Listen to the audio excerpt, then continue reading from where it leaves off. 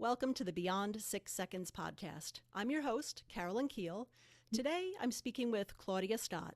Claudia is a dynamic and accomplished professional with substantial experience in capital access management, member engagement, and advocacy.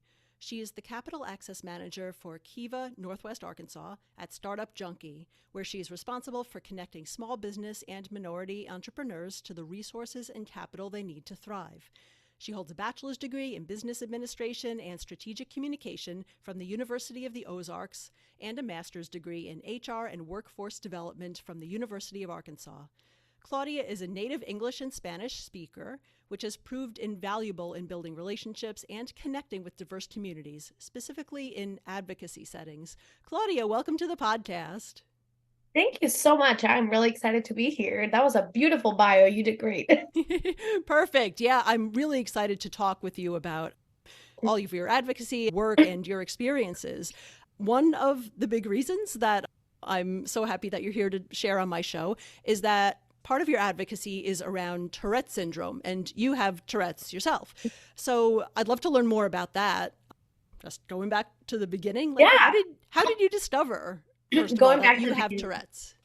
Yeah. So I'm originally from Costa Rica. So that's where my family lives. That's where I was born. That's where I was raised.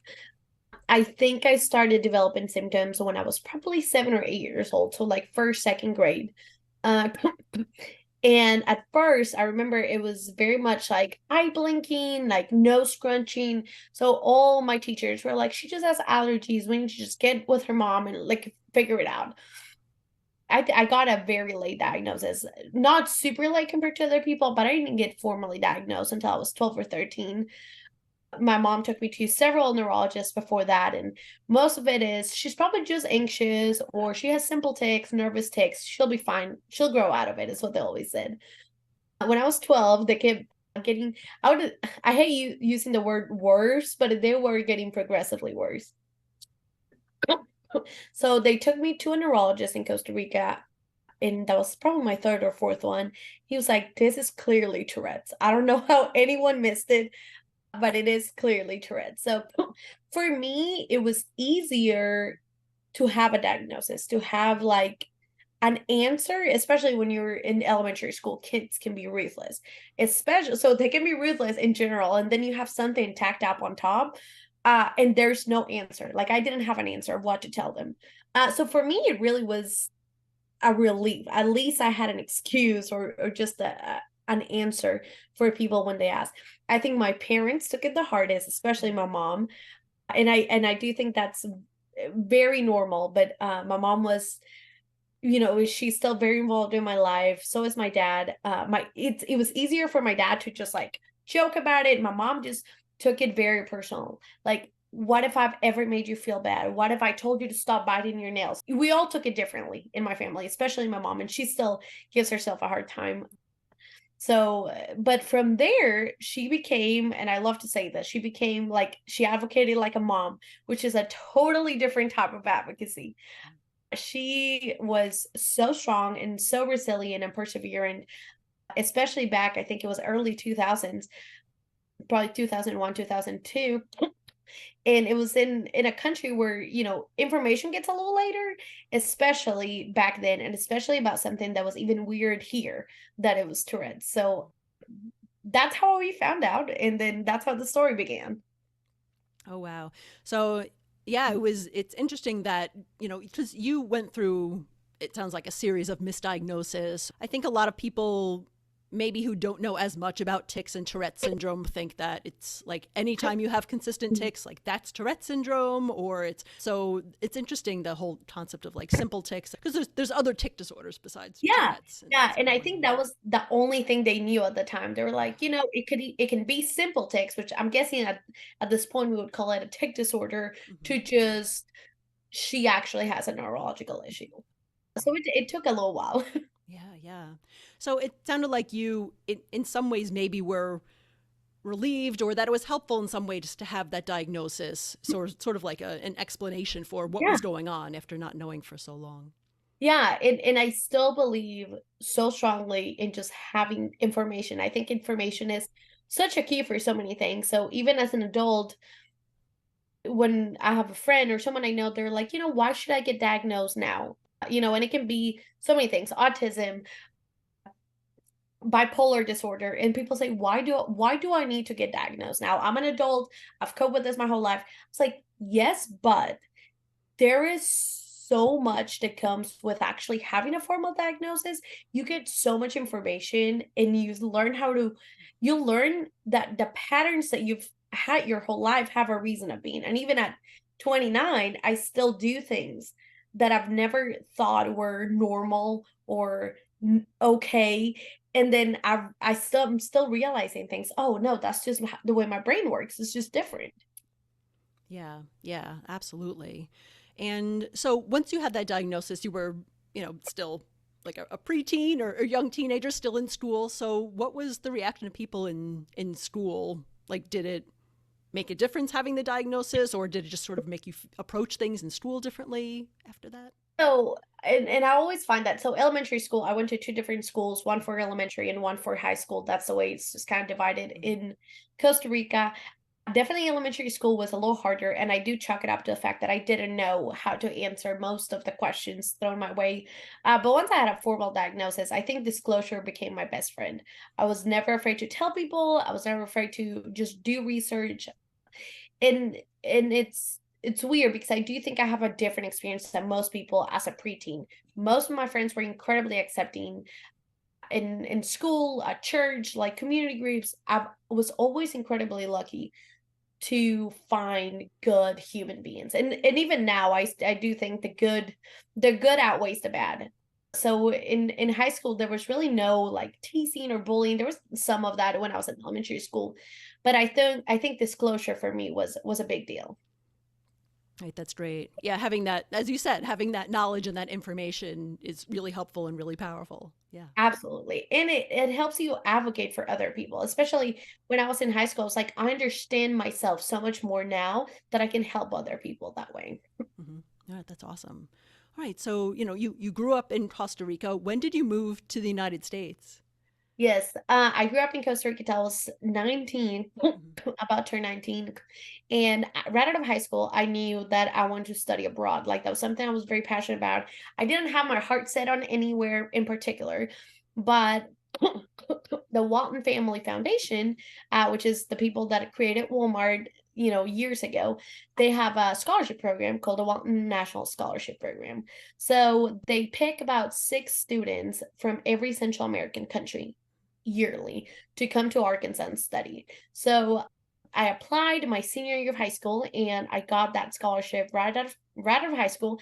So it was a full ride to University of the Ozarks.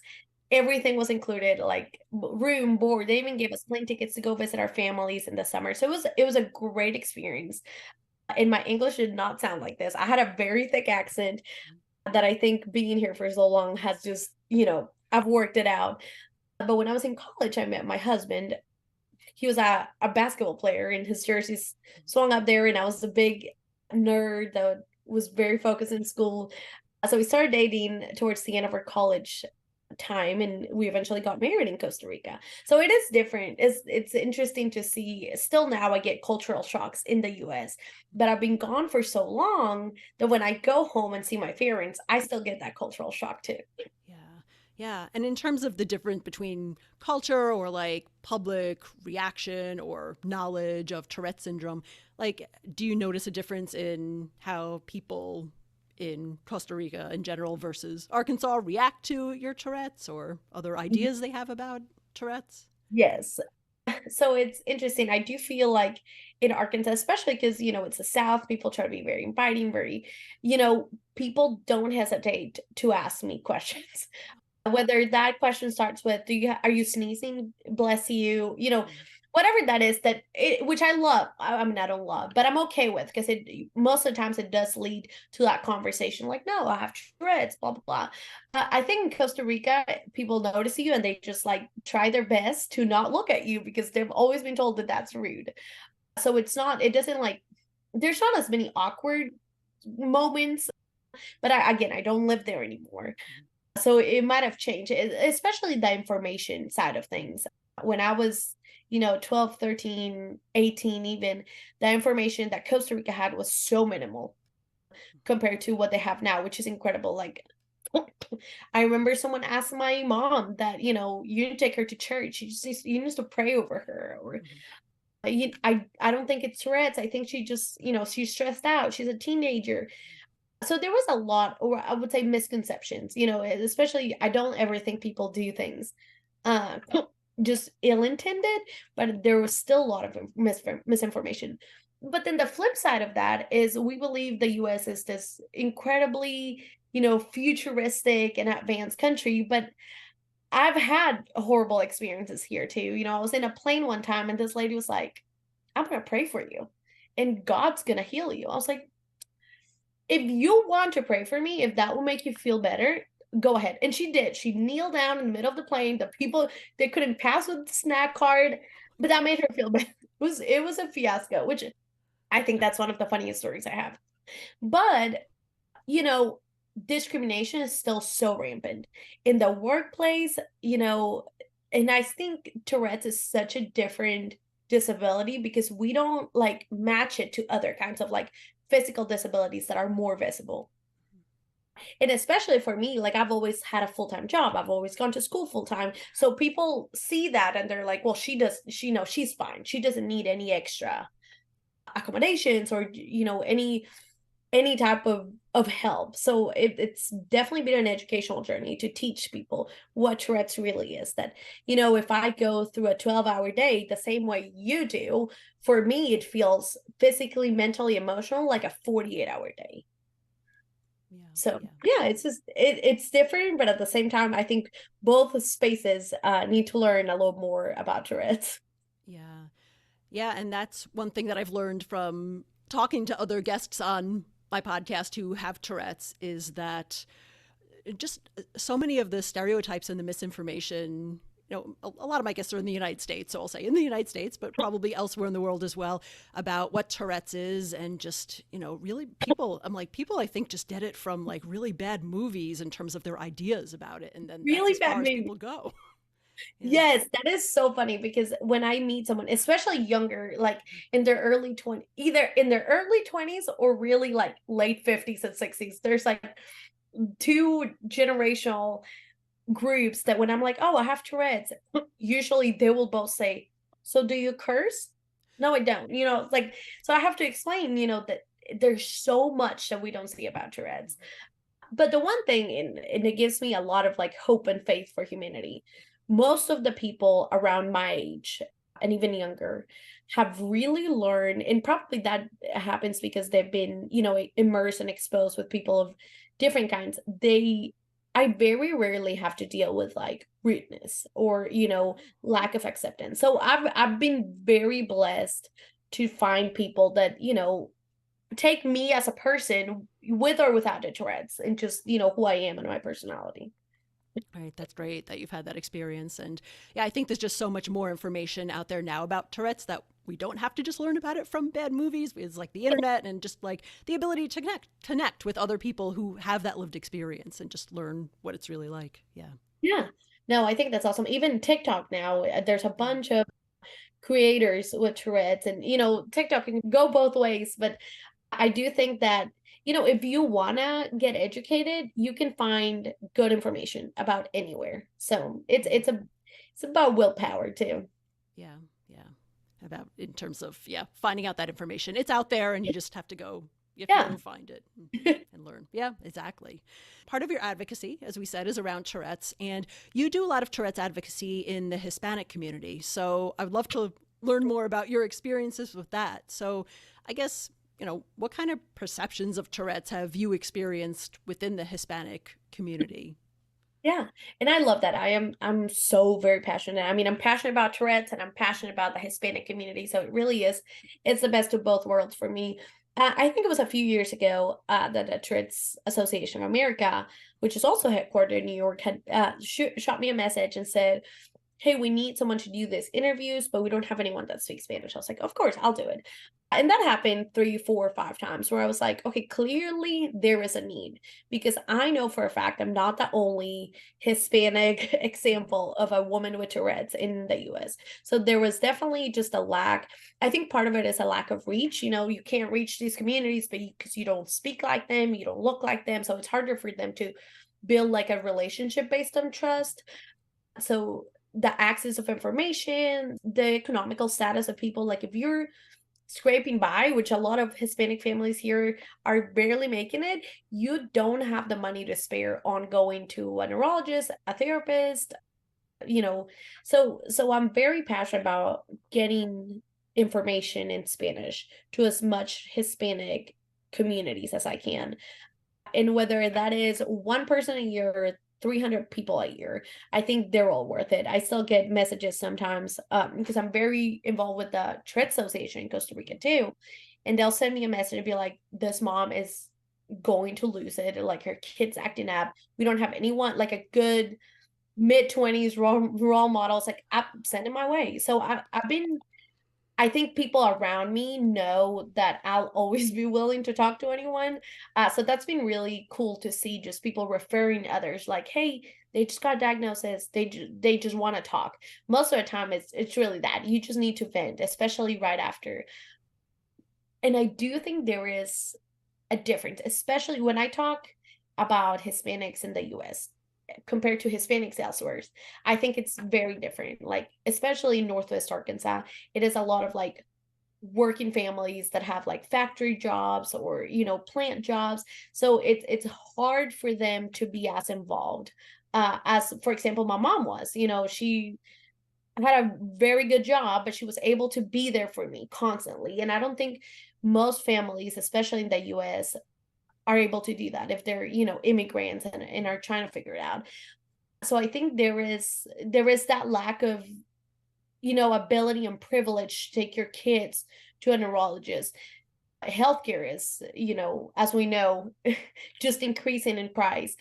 And then there's also the perceptions that I think are more ingrained in the Hispanic community that in the US, because clearly, you guys have more exposure to information, like we said. So I do think that Hispanics around here can be, they see it as a bad thing. Like, oh, I don't want my kids to get diagnosed with anything. Like, I don't want to put them in medication. They'll be fine. I don't have time for this. I don't have money for this. So there is the spiritual aspect too, like a very Catholic culture meets a disability that almost seems mental, but it's neurological. So I think that it's just it's a mess, but it's a fun mess. We're figuring it out. Yeah, there's a lot. And in terms of specific challenges that you've noticed, I mean, you mentioned a lot of the perceptions and the experiences within in the community. Are there challenges with, say, getting a diagnosis or getting support after a diagnosis when it comes to Tourette's? This is really interesting. So for a few years, when I was in college, I would bring my own medicine from Costa Rica because I was still in college. I hadn't yet figured out the healthcare system. So then when I was probably a senior, I saw a neurologist that was close to where I lived, and he put me on ORAP, which is, I believe, is Pimoside. Mhm. Fast forward 3 or 4 years, I just gotten married. A lot of like personal changes. You're living in a new place with a husband. My takes just skyrocket to a point where I was like, I am 25. I was like, at the time, I was like, there is nothing that I don't know about my Tourette's. And the moment I felt like that, it decided to do a whole 180, like got horribly bad. And I was like, okay, clearly I need to see a doctor. Like, the medicine's not working. I'm a very sociable person. Like, I love hanging out with other people and being out, and not being able to go outside without getting badgered. I was like, something's got to change. So I decided to start calling neurologists in Northwest Arkansas, which is, we've been living here for 5 or 6 years. And a lot of them said, we don't see movement disorders, or we have a 8-month wait, or sorry, we don't see people with Tourette's. I'm like, you can't what is happening? And I'd never in my life experienced that, where the access to a medical professional was, excluded because of the type of disability. And eventually my mother-in-law was, I think she was like browsing the website or something, and she saw there was a professional in Little Rock, which is about 3 hours away. And, he specialized solely in Tourette's. So I saw him, even my parents flew up, my dad flew up to go with me. So, because it was a difficult time for me in my Tourette's journey. And he was like, you are not taking Aura. That's just gonna mess up your heart. And I was like, oh, that's why I beat so fast when I'm laying down. So we had to change all the medicines, basically start from scratch. But I think that is the biggest thing for me. I think the challenge of finding a good medical professional was so hard. I was like, if it's hard for me, who, yes, I live in a different country, but I manage my English perfectly. I have a job, I have healthcare. So many people don't have any of those things. They only speak Spanish. They don't have a healthcare. They might be illegal. If it was that hard for me to get a doctor to see me, how is it for them? Do they get any healthcare at all? Wow. Yeah, that really is astounding to think that there would be so many neurologists who would turn down people with Tourette's. Yeah, I because know. yeah, like it's like where do you go from there? Yeah. It was at one point I was just like, I'm just gonna sit here and cry until someone fixes this for me, because I don't know where to go at this point. That's why I've always tried to have my contact at the Tourette Association, because I'm like, especially, there is a big movement in the East Coast, big movement in the West Coast, but I think the South really gets, and not at fault of anyone, it's just, geographically that's all where they are. So I think there's such a need in here and surrounding states. So I always want people to, feel free to, contact me, and if I would have had that when I was 25 and going through a hard time, and I would have been able to text someone and be like, where can I go? That alone would have changed a lot for me. Yeah, absolutely. And you've actually also started a national support group for Tourette's in Spanish. So, yeah, tell me about what inspired you to do that and what that looks like now. Yeah. So we actually, and I do a lot of one-on-one Zooms. We realized quickly when I was talking to someone that yes, the need for education with Tourette's is very big all over the country. It's incredibly big in the South. But then tack onto that the language barrier, and there is no resources. So I was like, someone's got to do something. And usually, when you find a problem and you ask yourself that question, you have to be that someone. So there was that big need. And yeah, I was actually just talking to Liz Barker at that Tourette Association, because I was like, I'm not getting, as much people as I wanted to reach out. I was like, is there a way that you can just, any time someone contacts you, I said, I will drive to Little Rock. I will drive to, South Arkansas, the formal group and in the meetings, and they're good. But I think it's just so important to have like the option to ask for help. I think a lot of people don't want to go to something weekly, especially when they're dealing with Tourette's and they're dealing with lives and school. But just having that option, like, hey, I can text this person, I could call this person at any time when I'm struggling. I think that was a need, especially with the language barrier that was not being met. Wow, wow. So, in terms of your support group, is it like text or call based, or how is that structured? My idea of it was just starting weekly Zoom meetings, and we quickly realized just how much we're in. That was also mid COVID, and just how much people were dealing with a lot of their own problems, like, finances, COVID, Tourette's. People didn't have as much time, and they didn't have as, the opportunity to keep this like attendance list. So yes, right now it's, if you want to call me, if you want to text me, if you feel more comfortable, never tell me your name and just want to send me a voice note and talk things through. That's basically what I do. I always try to be there for people that are either, that's the thing. It's like, it doesn't have to be either or. Like, I will be glad to talk to someone that just got in a diagnosis and is a Spanish speaker only. But if there is someone in the US who, or like in Arkansas, who doesn't speak Spanish but also needs to someone to vent, that's what I'm here for. have met this girl who I met her when she was like 12. I think she had just gotten her diagnosis around my age. And she's about now 15, 16. And I've gotten to see her, grow in her journey with Tourette's and, meet her mom. We talk sometimes via text or, go walk at the park. So I think just having that outlet to have someone there for you. Yeah. That's amazing. As you said, yeah, just having someone to contact with your questions or when you need support sounds, yeah, incredibly valuable. That's really awesome that you Yeah, offer that to people. Very, very cool. I enjoy So, it. yeah, and you do so much around Tourette's advocacy. What kind of goals do you have around your advocacy? Yeah, I do. I do love it. And I think people think it's so weird, but I love talking about Tourette's. And that's part of what I say when someone asks me, like, oh, are you coughing or do you need a glass of water? And then I say I have Tourette's. And they're like, I was like, don't apologize. You don't know what you don't know. Like you, especially as people that have Tourette's, we complain about the lack of education, about the lack of people not knowing how to act. But the moment someone asks us what's wrong, we go into fight mode, instead of just being like, this is what we're asking for. We're asking people to ask questions. We can't get mad when they do. So I've really tried to work on that.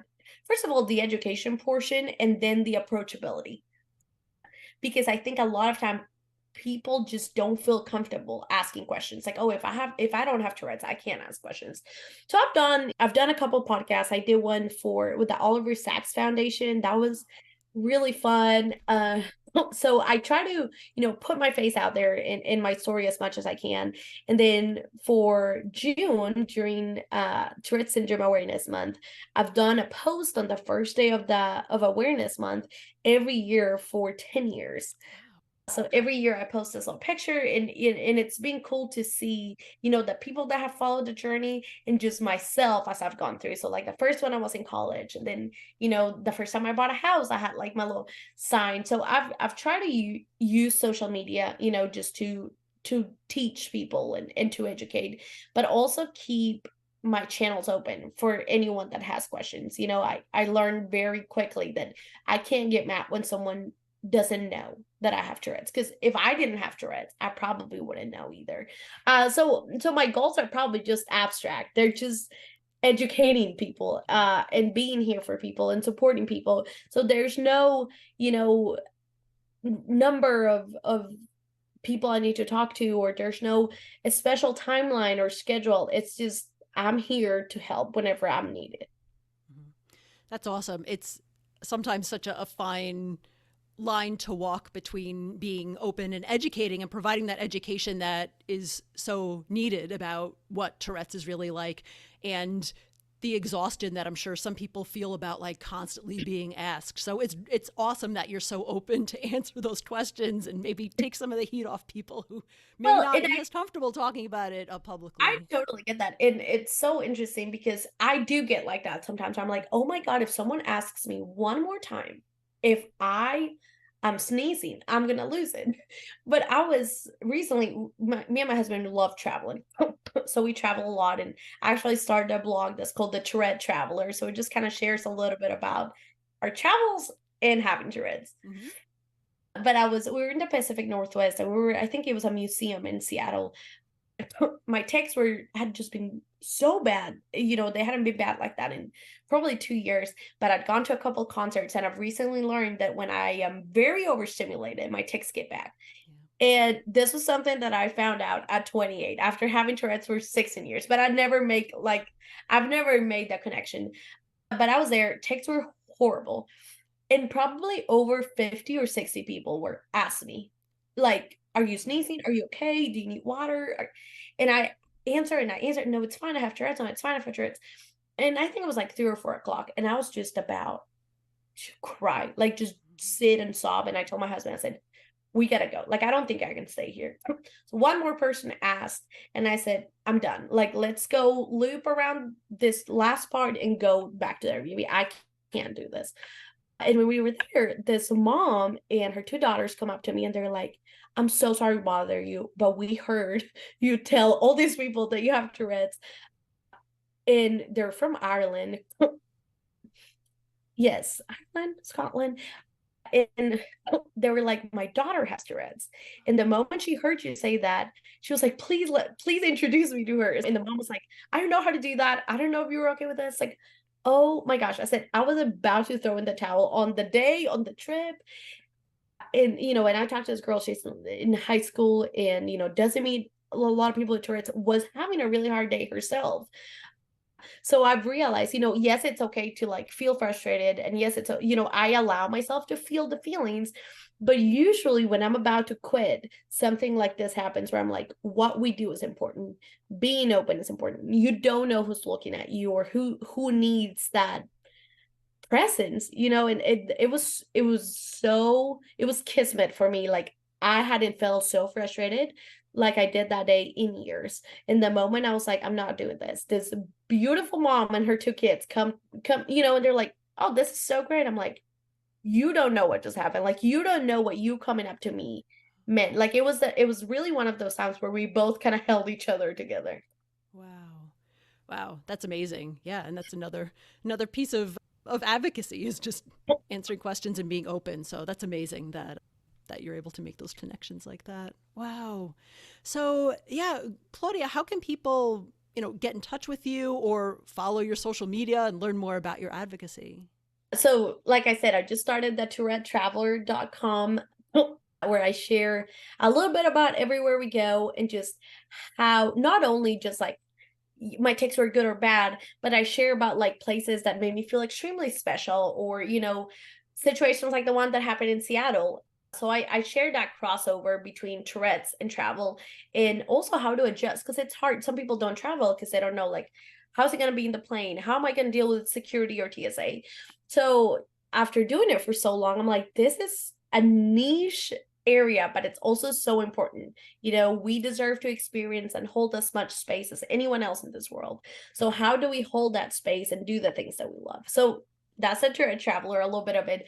I am on Instagram. I am Claudia, Claudia P Scott, Claudia P Scott. I made my last name my middle name now. And then same thing on Facebook, Claudia Porras is Porras and Scott, Scott. I don't share uniquely Tourette's. I share a little bit about my life and I do enjoy recording all of it. And I enjoy a lot when people DM me randomly go, I have Tourette's too. I'm like, yay, let's be Tourette friends. I have like this girl in Houston that we've known each other for years, but we've never met each other. We just talk sometimes when our days are really bad. That's awesome. Wonderful. Yeah, I'll put links to your blog and your social media in the show notes so people can just click on it from there and connect with you.